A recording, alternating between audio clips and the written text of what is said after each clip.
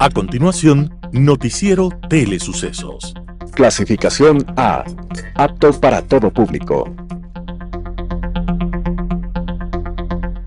Un noticiero pensado para usted porque se lo merece. Nos acercamos a la realidad desde diferentes perspectivas. Noticiero Telesucesos. Primera parte del Noticiero Telesucesos con las noticias más importantes del día.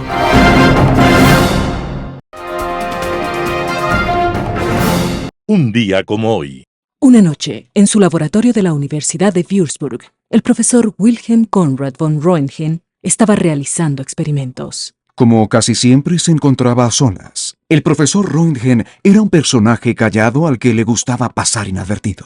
Esa noche investigaba algo con un tubo de rayos catódicos cuando descubrió un efecto misterioso, algo así como un fantasma que se proyectaba en una pantalla. Röntgen descubrió que si interponía su mano entre el tubo y la pantalla, podía ver proyectados sus propios huesos. Asustado y feliz a la vez, Röntgen supo que estaba al frente de un gran descubrimiento, de unos rayos invisibles que podían traspasar los cuerpos y descubrir su interior. Estaba tan emocionado que no supo cómo llamarlos. Entonces, mientras ideaba un nombre, los llamó Rayos X. Y al final, así se llamaron para siempre. Rayos X. El avance de la medicina nunca hubiera sido posible sin este descubrimiento sorprendente. Los rayos X, realizados por un profesor que quiso estar en el anonimato, al punto que le hubiera gustado llamarse Profesor X. Röntgen hizo un milagro. Nos permitió hacer visible lo invisible utilizando lo invisible. Los rayos X. Y estaban haciendo un día como hoy, 27 de marzo de 1845. Gracias, profesor Röntgen, por su aporte a la ciencia y a la vida. Y feliz cumpleaños, señor. Las principales noticias del día. Titulares. Pacientes con trastorno por déficit de atención exigen disculpas públicas a candidata presidencial Luisa González. Gobierno relanza cooperación con Estados Unidos en proyecto de seguridad. Más de 10.000 taxistas serán capacitados gratuitamente por la Agencia Metropolitana de Tránsito. En política internacional, los fanáticos. Los editoriales serán de Hernán Pérez Luz, dólares ecuatorianos. Roberto Aguilar, la sentencia contra Abad, un bypass a la Constitución para destituirla. Noticias del día. Pacientes con trastorno por déficit de atención exigen disculpas públicas a candidata presidencial Luisa González. María Castro, representante del colectivo Viviendo y Sobreviviendo con TDAH, un día a la vez, que agrupa pacientes con trastornos por déficit de atención e hiperactividad TDAH, exigió una disculpa pública a la candidata presidencial Luisa González por utilizar durante el debate presidencial del pasado 23 de marzo el término déficit de atención, en un intento de ofender y de descalificar al candidato presidente Daniel Noboa. El colectivo dijo que es vergonzoso y lamentable que como candidata a tan alta dignidad haya emitido tales declaraciones. El uso del término déficit de atención en un intento de descalificar al presidente Daniel Noboa denota un desconocimiento de lo que significa el TDAH y contribuye a la estigmatización de quienes viven con esta condición. Este tipo de declaraciones refuerzan prejuicios y afectan a miles de ecuatorianos que día a día luchan contra la falta de comprensión y la discriminación. Además, el colectivo explica a la candidata que el TDAH es un trastorno del neurodesarrollo reconocido por la comunidad médica y científica a nivel mundial. Se manifiesta principalmente en dificultades para mantener la atención, impulsividad y en algunos casos hiperactividad. No obstante, con el debido acompañamiento, apoyo y estrategias adecuadas, las personas con TDAH pueden alcanzar su máximo potencial y desempeñarse con éxito en todos los ámbitos de la vida, tanto personal como profesional.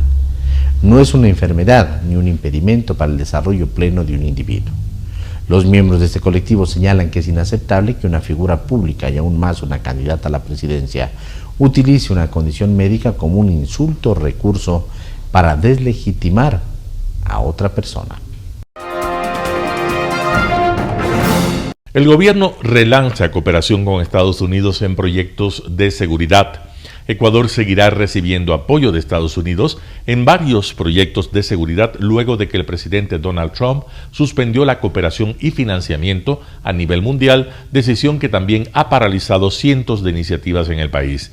Este 26 de marzo de 2025, la presidencia de Ecuador informó que se han retomado varios proyectos que contaban con el apoyo de la Oficina de Antinarcóticos y Aplicación de la Ley de Estados Unidos y que estaban en pausa. La cooperación en seguridad con Estados Unidos ha ido creciendo en Ecuador desde la salida del correísmo del poder.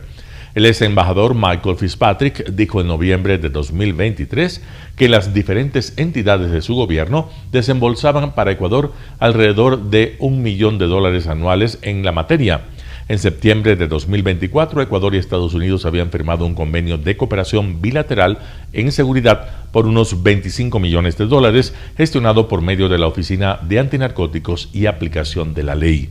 El convenio tenía como objetivo proporcionar asistencia técnica, fortalecimiento de capacidades y equipamiento en beneficio de las instituciones de seguridad y justicia por medio de la implementación de proyectos estratégicos en los próximos años.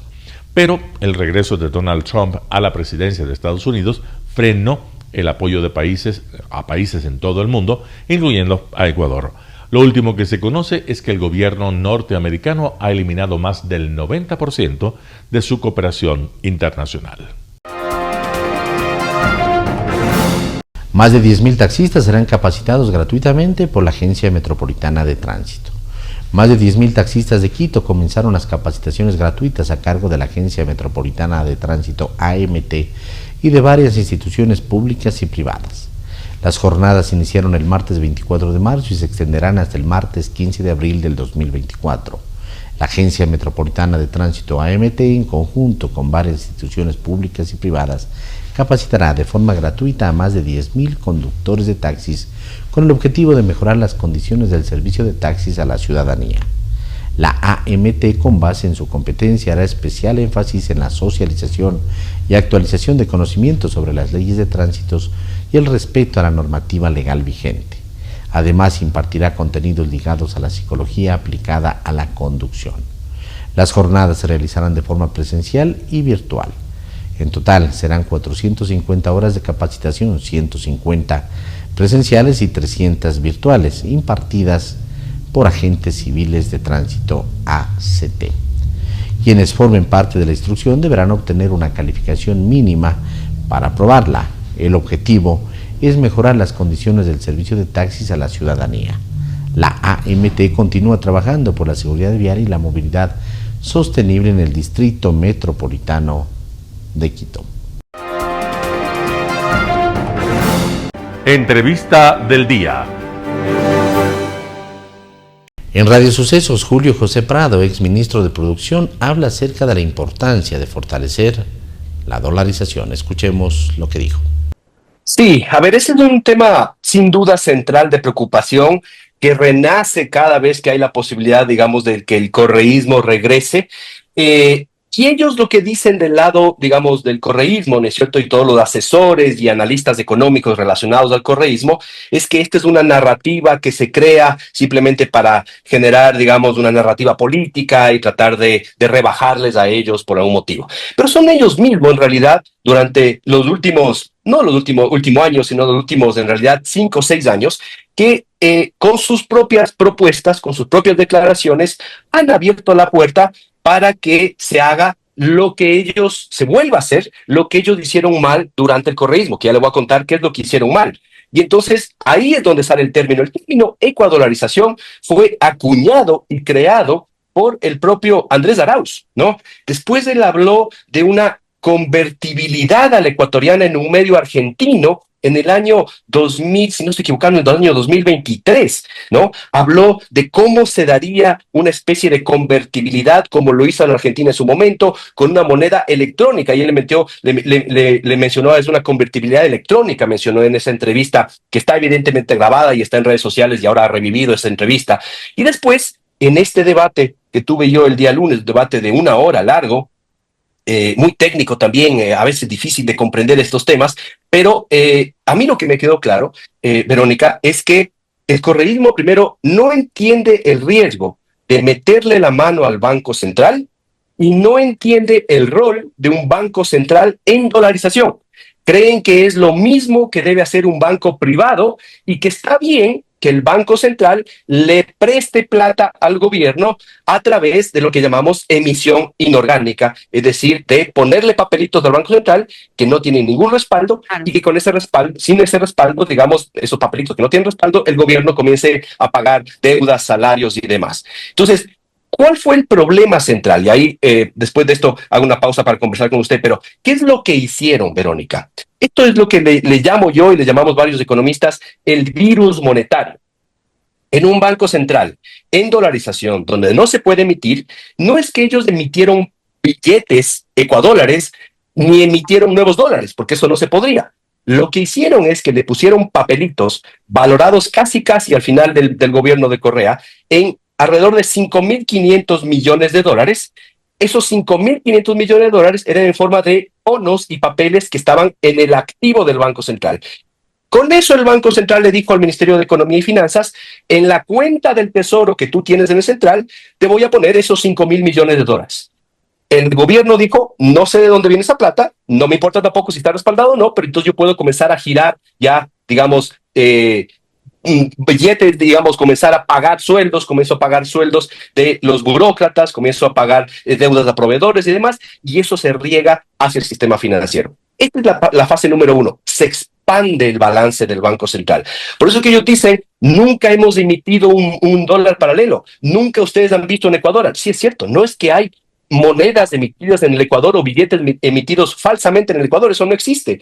Lo que hay es una expansión del balance del Banco Central y ese del virus que lo regaron en la economía. A ver, entonces, la primera parte es de expandir el balance del Banco Central en base a papelitos que no tienen ningún respaldo. Hasta ahí, digamos, es lo que la primera fase. ¿Cuál es la segunda fase? Ahí viene lo que dice el plan de Luisa González y lo que ya hizo el correísmo entre el año 2009 y 2016.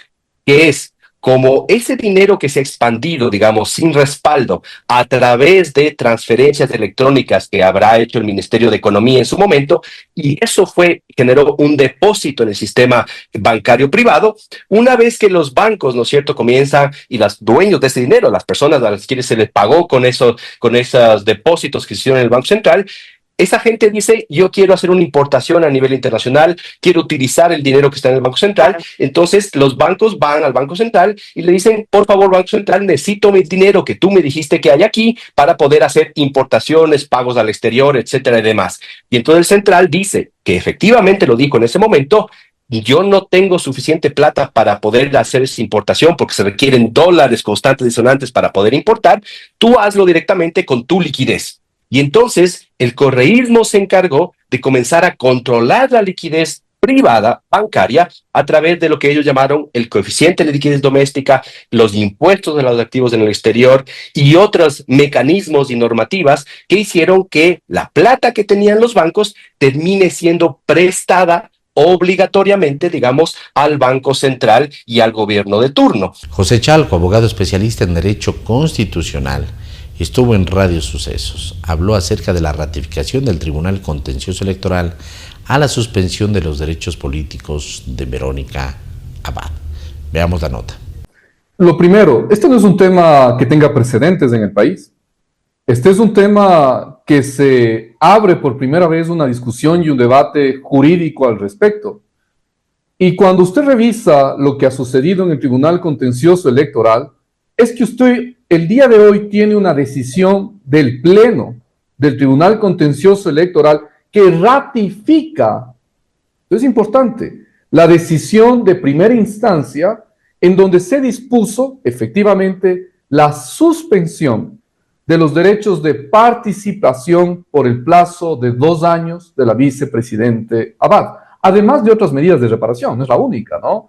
Entre ellas el tema de una sanción pecuniaria, el tema de disculpas públicas, y esta decisión, en estricto sentido, estará en firme, como denominamos jurídicamente, se ejecutaría 3 días término a partir de su decisión, siempre y cuando no existan, porque en estos 3 días se pueden interponer recursos horizontales de aclaración o de ampliación. Pero Milton, eso no cambia el fondo del asunto. Eso será simplemente aclaración sobre puntos oscuros o ampliación sobre puntos no tratados. Sobre el fondo, la suspensión de derechos de participación está vigente. Esto es más o menos una crónica de una muerte anunciada. Es decir, el gobierno iba a encontrar la manera de sacar del medio a Verónica Abad. Sí, quizá los tiempos no les dieron, porque la idea era hacerlo antes de las elecciones. De hecho, en el año pasado. Pero ella sostiene que esto no implica que haya sido destituida o removida del cargo. El gobierno, en cambio, lo ve como una forma de que ella ya definitivamente no es vicepresidenta o no va a ser vicepresidenta. Muy bien. Vea, Milton, esto hay que explicar con claridad y hay que ser serios y no mentirle al país. Cuando usted revisa los derechos de participación de la Constitución, eso está en el artículo 61. Es una cuestión muy sencilla, todos lo pueden hacer. Usted revisa el artículo 61 de la Constitución y le va a dar distintos numerales de qué implican los derechos de participación. El numeral primero es elegir y ser elegido, indiscutiblemente.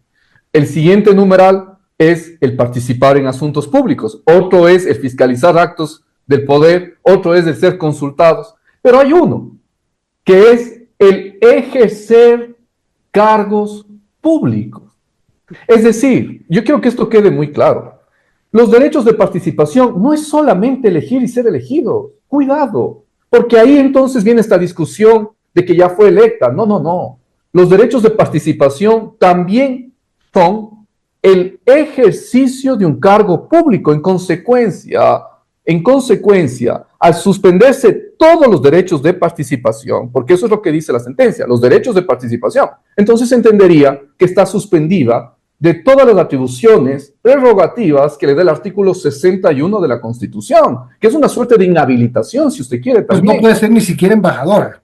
No puede ocupar ningún nivel jerárquico de la función pública, ningún nivel jerárquico, porque está inhabilitada en el ejercicio de un cargo público. Eso es lo que dice el artículo 61. Esto es una cuestión, si usted quiere, gravosa, una cuestión muy compleja, sí, indiscutible. Eso es una cuestión que habrá que discutir en lo posterior, si la sentencia es ajustada, es adecuada, si es que hay alguna razón. Usted decía y contextualizaba, me parece de una forma interesante, Milton, que al final del día era una muerte anunciada, algo así. En Impacto Informativo, Santiago García, analista económico, le preguntamos cómo se financian los ofrecimientos del debate. Escuchemos lo que nos responde. Yo creo que hay consenso. En el debate, lamentablemente, fue una situación más de enfrentamiento entre ambos candidatos, una polarización política muy fuerte, y al final del día nos quedamos con pocas ideas con respecto a lo que podría ser los planes de gobierno, las acciones más importantes para resolver los problemas de los ecuatorianos.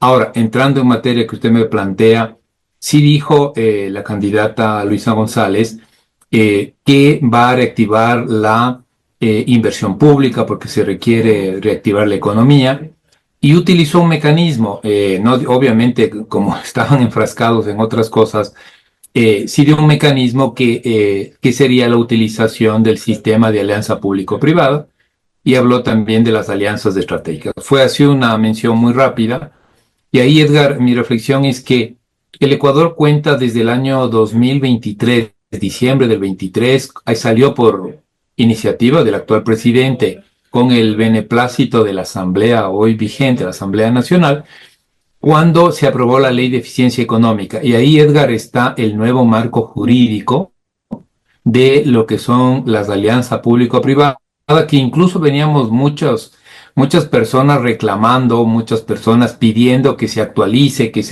se busque, porque vemos que esa es quizás la única manera de reactivar la inversión pública a través de este mecanismo de alianza público-privada, que tiene a su vez varios mecanismos. La alianza estratégica, la cooperación estratégica son parte de las APP. Entonces, supondríamos, como digo, que se aplicaría esta ley que ya tenemos desde el 23, y eso es lo que yo puedo decirlo. Me parece que es interesante e importante. Ahora, lo otro, el mismo rato dijo que iba a bajar el IVA.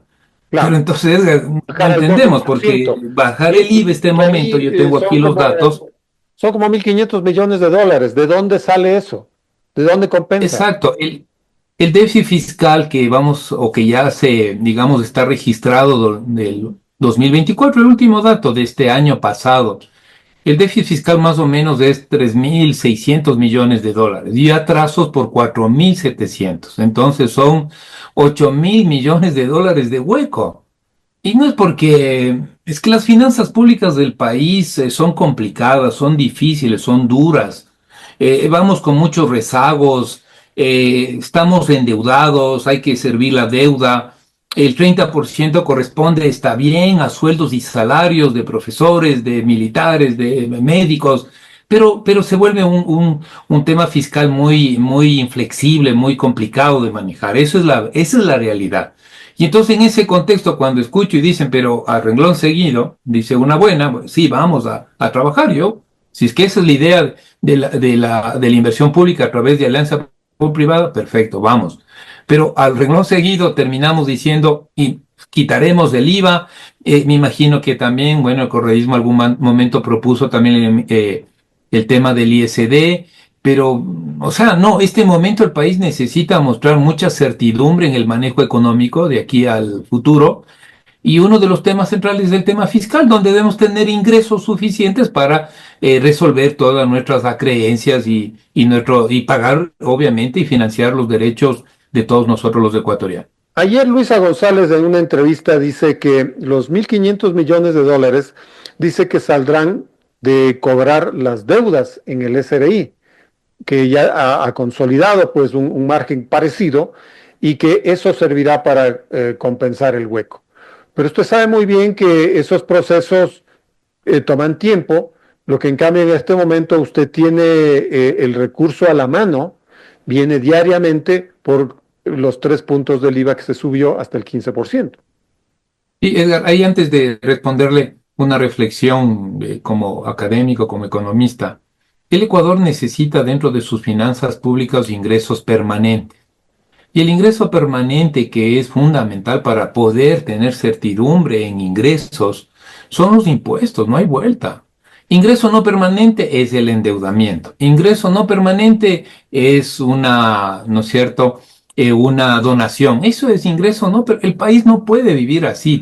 Debe tener un ingreso permanente lo suficientemente sólido, cobrando el impuesto a la renta, cobrando bien el IVA, etcétera, etcétera. Entonces, es fundamental, y ahí creo que los políticos se confunden. No es que uno puede, sí, a nadie, a mí, a usted, al oyente, no nos gusta que nos suban el IVA, pero veámosle por el otro lado, como acabo de explicar, le da cierta certidumbre de ingresos fiscales.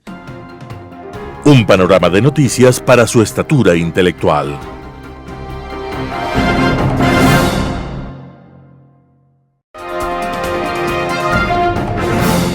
Global Hoy con Alan Carney. Los fanáticos. Hace unas semanas, el documental No Other Land, codirigido por Hamdan Halal, un palestino que vive en la Cisjordania ocupada por Israel, y Yuval Abraham, un israelí nacido en Beerseba, fue consagrado como el mejor documental largo, obteniendo el premio Oscar en aquella categoría. El documental gira en torno a las acciones de las fuerzas de defensa israelí en contacto con la población palestina en Cisjordania y de la violencia de los colonos judíos contra esa población. El documental fue premiado en un momento de tensiones cada vez más graves en Israel, en un enfrentamiento que se está ahondando cada día. El documental mostró, en su presentación hace unos días, la visión premonitoria de un evento que se produciría en el futuro cercano, como fue el ataque de un comando de colonos israelíes armados y agresivos contra Halal, su casa y su vehículo, en un evidente ataque terrorista. Halal fue severamente golpeado por los colonos hasta la intervención de las fuerzas de defensa israelí. En cualquier lugar del mundo se habría supuesto que la víctima de una agresión de tal naturaleza hubiera sido trasladada a un hospital para atenderla y evaluar su condición, y que los autores de la agresión habrían sido detenidos y llevados ante la justicia para ser encausados. En el Israel de hoy, esas naturales expectativas ya no tienen sentido. El agredido terminó preso en una barraca del ejército israelí, esposado en el suelo, luego de haber sido, de acuerdo a las declaraciones de Abraham, golpeado por los soldados dentro de la ambulancia que lo trasladó a la base militar. De los entre 10 y 20 atacantes judíos, enmascarados muchos de ellos, armados y algunos con uniformes del ejército israelí, se detuvo a uno, pese a todas las evidencias de la agresión, empezando por la presencia de un comando violento que se hallaba frente a la vivienda del agredido. Esto es, que fueron expresamente a buscarlo para agredirlo. Tras una detención de más de 24 horas, Halal fue finalmente liberado sin que se haya presentado cargo alguno en contra suya. Se lo mantuvo incomunicado con su familia y con su abogada y recién tras su liberación se lo trasladó a un hospital para ser atendido por sus heridas. El documental, para cuyos críticos se volverá muy cuesta arriba descalificarlo o desmerecerlo después de haber sido reeditado ante el mundo, tanto en lo que se refiere a la violencia de los colonos como en la parcialización y prejuicio de las fuerzas israelíes de ocupación que detienen automáticamente a cualquier palestino pese a que haya sido víctima de las agresiones de los colonos por el simple hecho de serlo. Nuevamente Israel se pone a sí mismo en la posición de una brutal presencia ocupante y de conquista a los ojos del mundo, volviendo imposible simpatizar e incluso comprender la transformación experimentada por una buena parte de la población del país que en poco más de 70 años pasa de ser un país por el cual, dadas las circunstancias de su creación tras el horror del Holocausto, casi el mundo entero se identificó con él, al país que hoy se ha transformado en uno que ha perdido en el camino la memoria de su historia y de unos supuestos valores morales aprendidos en su larga diáspora, la solidaridad, la compasión y el respeto por los demás. Al parecer, a estos valores los ha desbordado la amargura y hasta la búsqueda de la venganza, alimentando un círculo de violencia, de revanchas interminables y crecientes. Todos los agravios, malos tratos, violencia y abusos que el pueblo judío sufrió en sus diásporas son hoy el combustible del odio que crece cada día entre los fanáticos, los religiosos, en una región que ha visto la génesis del judaísmo, del cristianismo y del islam, y los políticos, los nacionalistas más rabiosos del sionismo. Este faro de democracia, del Estado de Derecho y de libertades, que fuera el distintivo de Israel en una región donde primaban, y aún ahora lo hacen, los autoritarismos, los extremismos y el fanatismo de siniestros actores, ayatolas cegados por sus odios, Assad, Saddams, los herederos de la secta de los asesinos, cada día disminuye su brillo, se apaga. ¿Será que la presión del etos regional de intolerancia y de fanatismo es demasiado omnipresente e irresistible? Así lo revelaría este lamentable episodio con el cineasta Halal, que no es un síntoma, sino un resultado. Lo acontecido no fue un evento excepcional, algo inusitado o aislado, todo lo contrario. Es la consecuencia lógica de una decisión política extrema adoptada desde hace 3 décadas al menos por los gobiernos israelíes posteriores a la firma, en 1994, de los acuerdos de Oslo entre Israel y Palestina para alcanzar la solución de los 2 estados, la única que puede traer reconciliación y paz a la región.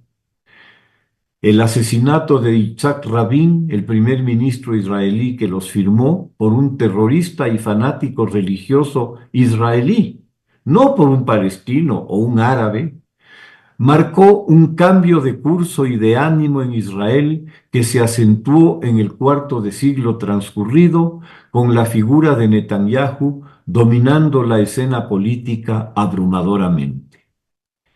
El crecimiento de unos movimientos religiosos y ultranacionalistas, de los cuales provienen buena parte de los colonos que con el apoyo y la bendición del gobierno israelí ocupan por la fuerza tierras palestinas, expulsando a sus ancestrales propietarios a punta de fusil, se explica por este siniestro viraje de una población que ha sido un modelo para generar inteligencia allí donde se haya establecido, al oscurantismo religioso fundamentalista y extremo de hoy. El retorno a un pasado que presuntamente, a cuenta de algún texto sagrado, corresponde a una igualmente supuesta voluntad divina, es muy cercano al que, no hace mucho, se expandió entre el fundamentalismo islámico del efímero califato de al-Baghdadi durante el aterrador desarrollo del Estado Islámico en Irak y Siria. El fanatismo, un fenómeno que es conocido por el pueblo judío mejor que por nadie, por haber sido su víctima sistemática a lo largo de la historia, no puede ni debe ser el rostro que Israel muestre al mundo. Que la balanza del poder en Israel esté en manos de los extremistas y que la supervivencia de un gobierno sea más importante que la imagen de un país es inconcebible. ¿Será posible que el ideal de Israel sobreviva a la renuncia de los valores y principios sobre los que hace 3/4 de siglo se fundó? ¿Será que la limpieza étnica y la expulsión de palestinos de sus tierras a un destino desconocido es moralmente asumible por un pueblo que se atribuye el desarrollo del monoteísmo ético? Son las preguntas que deberían hacerse y ser respondidas por el pueblo judío en Israel y fuera de él, de cara a los principios y valores sobre los que han construido su cosmovisión. Se lo deben a sus ancestros, a sus Einsteins, a sus Freuds, a sus Kafkas, pero sobre todo se lo deben a sí mismos. Muchas gracias. Editorial. Dólares ecuatorianos. Artículo de Hernán Pérez Luz publicado en Diario El Universo. La idea no es nueva. Que el Ecuador debe abandonar al dólar como la única moneda de curso legal es algo que lo vienen diciendo los líderes correístas desde hace tiempo. Han escrito sendos artículos de cómo deberíamos salirnos de la dolarización. Lo han sustentado en conferencias y lo han pregonado en foros internacionales. Es más, en un cónclave regional recomendaron con entusiasmo que Latinoamérica debería abandonar al dólar para su comercio exterior. Ahora, lo que están proponiendo es simplemente la forma como obligarían a dejar al dólar. Como saben que no es posible hacerlo de un solo golpe, lo que anuncian es matarlo lentamente. Esto es, introduciendo un dólar ecuatoriano y obligando que sea usado como moneda de curso legal, que tenga igual fuerza liberatoria que la que tiene el dólar de los Estados Unidos. Los primeros a ser obligados a recibirlo serán probablemente los empleados públicos y los contratistas del Estado.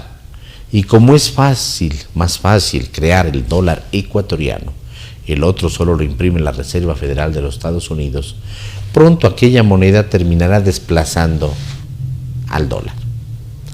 Llegará el momento que este último comenzará a escasear y habrá que salir a comprarlo con dólares ecuatorianos.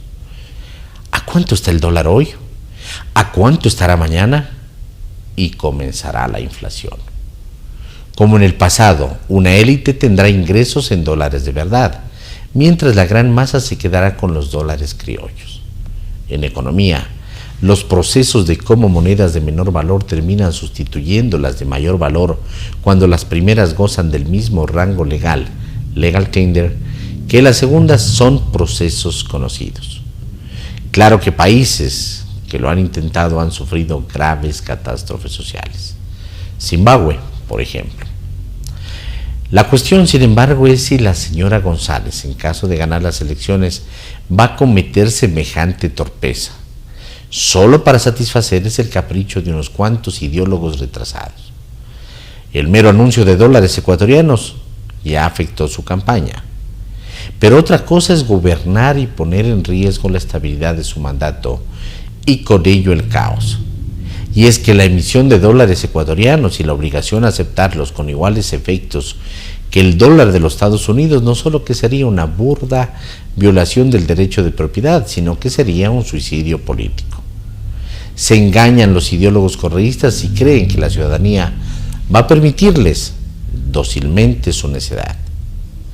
¿Por qué en vez de ponerse a hablar de cómo abandonar la dolarización, no hablan de cómo pueden venir más dólares al Ecuador? ¿No les parece que eso es más sensato? Claro que para ello es necesario alentar las exportaciones y fomentar la inversión extranjera, y como semejantes cosas dependen básicamente del emprendimiento privado, entonces ambas fuentes son rechazadas por no ser ideológicamente correctas. Prefieren la máquina de imprimir dólares ecuatorianos, puesto que esa máquina sería monopolio estatal. Incentivar la minería legal, por ejemplo, no está en la agenda correísta.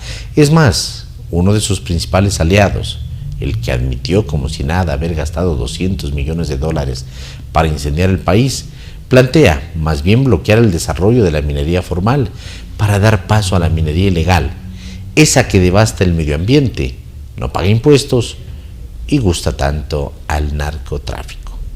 Artículo de Hernán Pérez Luz, publicado en Diario El Universo. La sentencia contra Abad, un bypass a la Constitución para destituirla. Roberto Aguilar, El Expreso. El Tribunal de lo Contencioso Electoral se ha erigido esta semana, mientras la Corte Constitucional no disponga lo contrario, como el organismo más poderoso de la nación. El único con la capacidad de destituir a un mandatario electo de la República del Ecuador por la simple voluntad de 3 de sus integrantes y sin apegarse a las causales y a los mecanismos establecidos en la Constitución.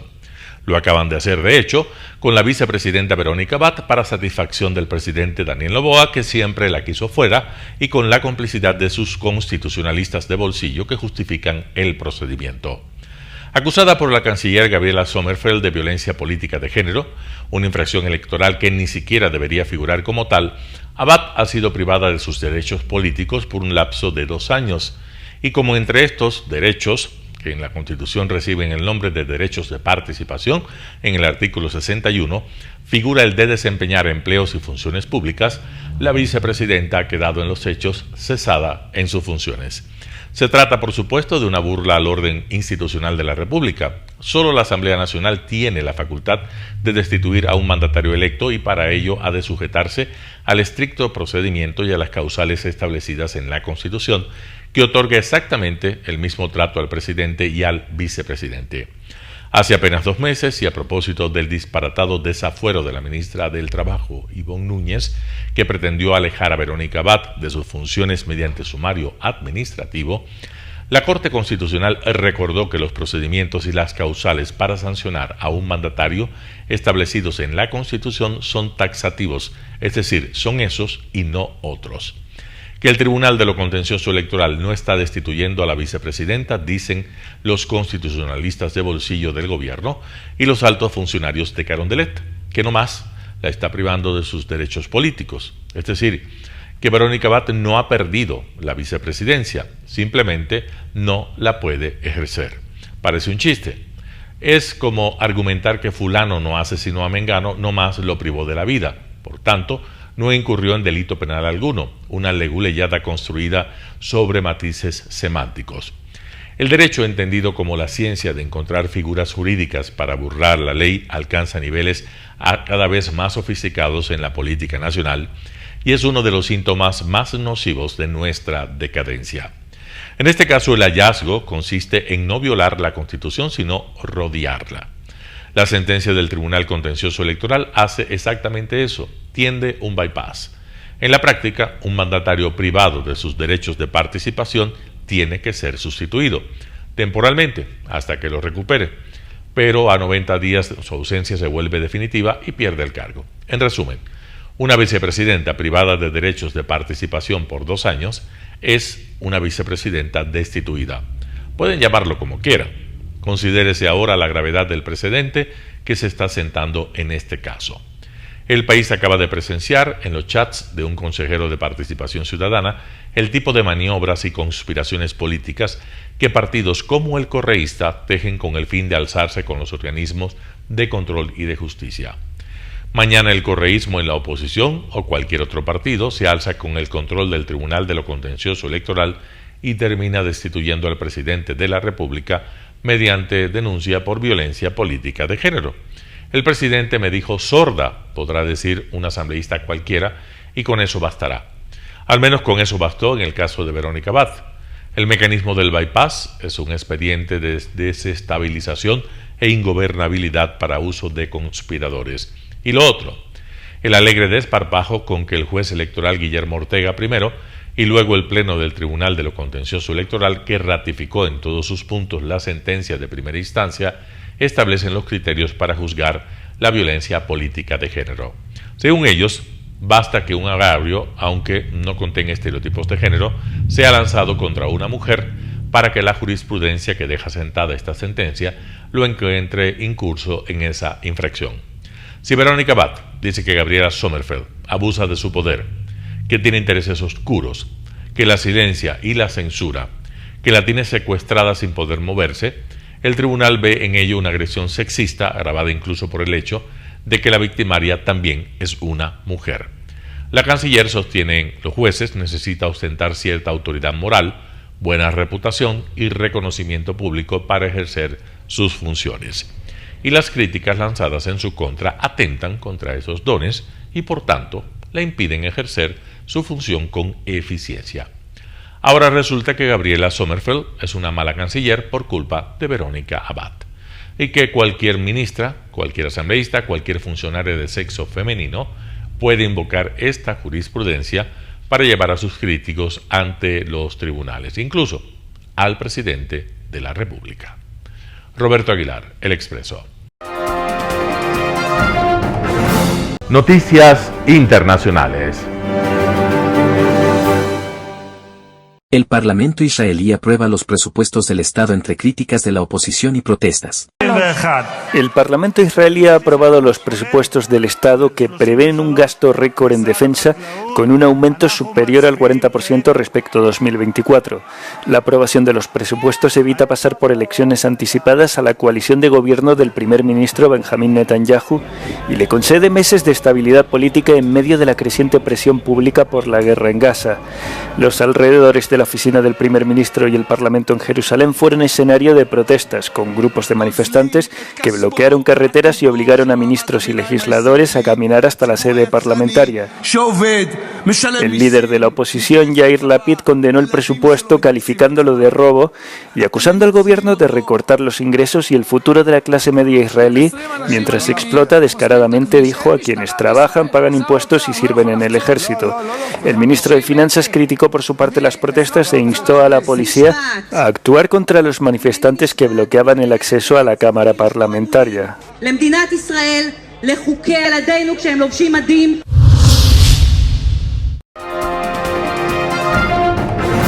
Zelensky califica de pasos correctos los acuerdos alcanzados en Arabia Saudí. Estados Unidos anunció que Ucrania y Rusia acordaron un alto el fuego en el Mar Negro tras 3 días de conversaciones en Riad, en Arabia Saudí. En declaraciones separadas pero casi idénticas, la Casa Blanca confirmó que Kiev y Moscú garantizarán la seguridad de la navegación, eliminarán el uso de la fuerza e impedirán el uso de buques comerciales con fines militares. El ministro de Defensa de Ucrania, Rustem Umerov, aclaró la postura de Kiev, advirtiendo que cualquier movimiento de buques militares rusos fuera del Mar Negro Oriental violaría el acuerdo. Por su parte, el funcionario ruso Grigori Karashin describió las conversaciones como muy interesantes, difíciles, pero bastante constructivas. Ambos países también se comprometieron a desarrollar medidas para prohibir los ataques contra instalaciones energéticas. Estas conversaciones no implicaron conversaciones directas entre funcionarios ucranianos y funcionarios rusos. Si bien Estados Unidos se comprometió a ayudar a Ucrania a garantizar el intercambio de prisioneros, prometió a Moscú asistencia para restablecer el acceso a los mercados globales para las exportaciones agrícolas y de fertilizantes. Aún quedan dudas sobre la importancia del acuerdo, ya que Rusia ya no tiene control militar en el Mar Negro y un corredor rumano ya garantiza el paso seguro para buques de carga civiles.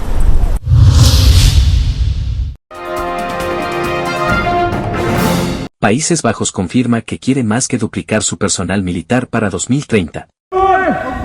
El Ministerio de Defensa neerlandés ha confirmado que pretende duplicar con creces sus efectivos militares, pasando de 70.000 a 200.000 en 2030. El anuncio se hizo en una carta del secretario de Estado de Defensa del país a la Cámara de Representantes, quien explicó que los tiempos están cambiando. Het wordt steeds onveiliger. Dat geldt ook voor Nederland. Onze bondgenoten die vertonen ook af en toe wat terugtrekkende bewegingen en dat betekent dat Nederland op zijn eigen benen moet kunnen staan. Para aumentar el tamaño de las Fuerzas Armadas, el gobierno enviará una encuesta a todos los jóvenes llamados a filas a los 17 años para que se interesen por servir. Actualmente es voluntario, pero podría convertirse en obligatorio si no se alcanzan las expectativas, dice el gobierno. También pretenden aumentar el número de reservistas, aquellos que trabajan a tiempo parcial para las Fuerzas Armadas y que a menudo combinan el servicio militar con el trabajo civil o los estudios.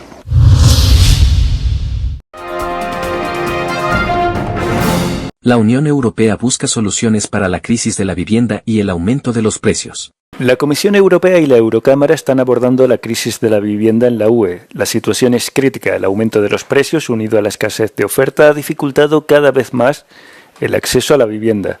Entre 2010 y 2023 los alquileres subieron una media del 20% y los precios de la vivienda un 50%. La UE está especialmente interesada en el impacto de los alquileres de corta duración, que representan casi una cuarta parte de los alquileres turísticos. We are certainly looking at the role of short-term rentals. On one hand, it's a great possibility for people to go see each other's countries, for people to have an income to rent out a room or a home for a limited time. On the other hand, it does lead to huge problems in some cities where people are forced out more or less of their homes so that they become a business machine, so to speak, instead of being a normal home. Entre las medidas bajo estudio figuran el uso de fondos europeos para la construcción de viviendas sociales y la creación de una plataforma paneuropea de contratación para hacer frente a la escasez de trabajadores de la construcción. El Parlamento Europeo creó recientemente una comisión especial sobre la crisis de la vivienda en la UE, que se espera que haga recomendaciones a la Comisión en el plazo de un año. Su presidente insiste en que no existe una solución única para garantizar el acceso a una vivienda asequible en la UE. There can be areas where the problem is more demand side, other areas where it's more of a supply side, the type of supply varies. There are places where new construction is unthinkable and you really need to work on existing infrastructure, retrofitting, renovation. There are areas where you could actually alleviate the problem by constructing. So I wouldn't have one size fits all recipes. La edad media a la que los europeos abandonan el hogar familiar ha pasado de 26 a 28 años. La vivienda no es competencia directa de la UE y su margen de maniobra es limitado.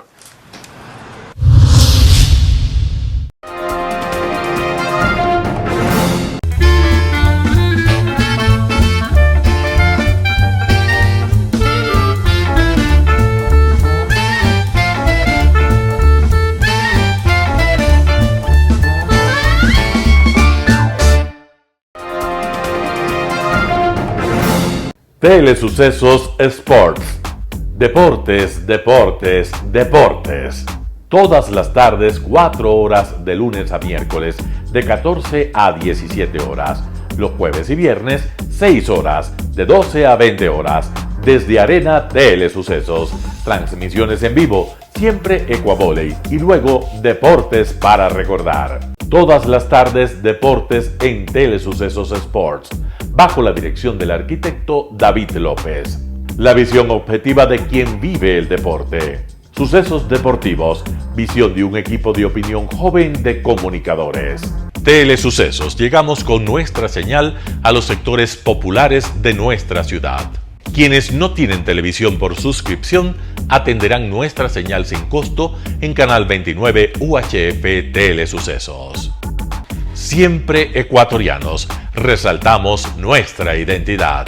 El básquet, esgrima, tenis de mesa, taekwondo, box y muchos deportes más en Telesucesos Sport, sin costo desde la comodidad de su hogar en Telesucesos Canal 29. Arena Telesucesos es una importante y funcional edificación cubierta dispuesta para la práctica y desarrollo de eventos del Ecuavolley. Si deseas asistir a los encuentros en vivo de Ecuavolley, comunícate con nosotros a los números de teléfono 2021-224 o al 0989-973-725.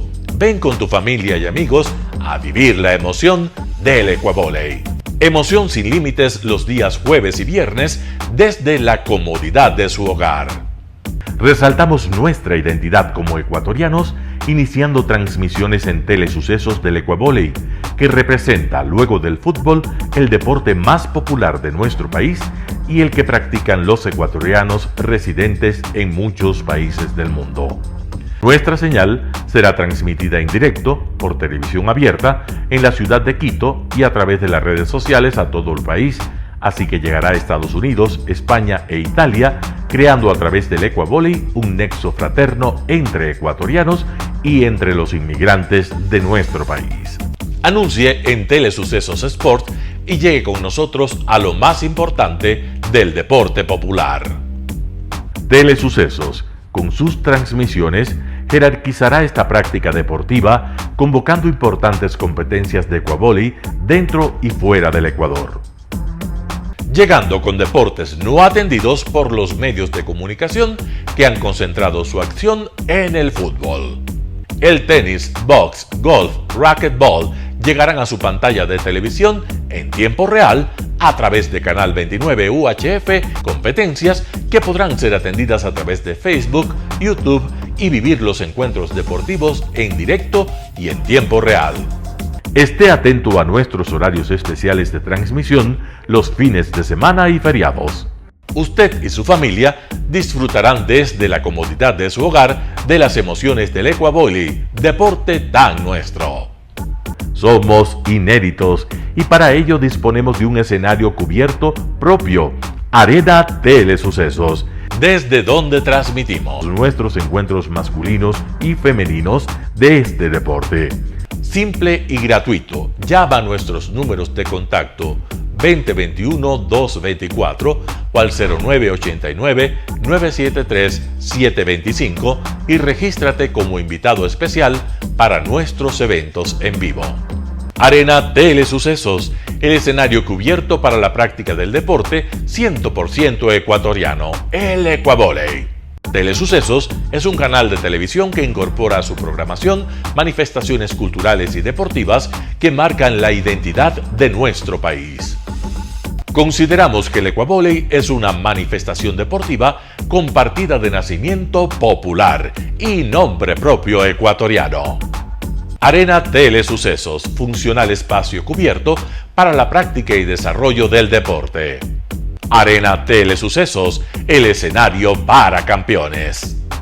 Arena Telesucesos atiende deportes de su preferencia: básquetbol, tenis de mesa, esgrima, taekwondo, fútbol sala, box, halterofilia. ¿Cómo llegar? Nuestras instalaciones se encuentran en el norte de la ciudad, en un sector de gran crecimiento y desarrollo urbano al que se accede a través de la vía E35, más conocida como la Avenida Panamericana Norte. Desde el centro comercial El Portal, a 2 kilómetros a la derecha, se encuentra la calle García Moreno, antiguo camino a Llano Grande, una arteria en la que se desarrollan dinámicos comercios. Junto al centro comercial Ciudad Alegría, a 100 metros, hemos llegado a nuestras instalaciones, Arena Telesucesos, la cancha del Ecuavolley. Por fin tiene usted un espacio de difusión de su deporte preferido. Telesucesos, el canal de televisión siempre inédito.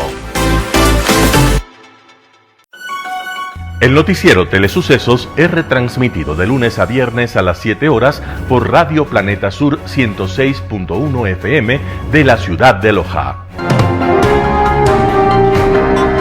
Noticiero Telesucesos.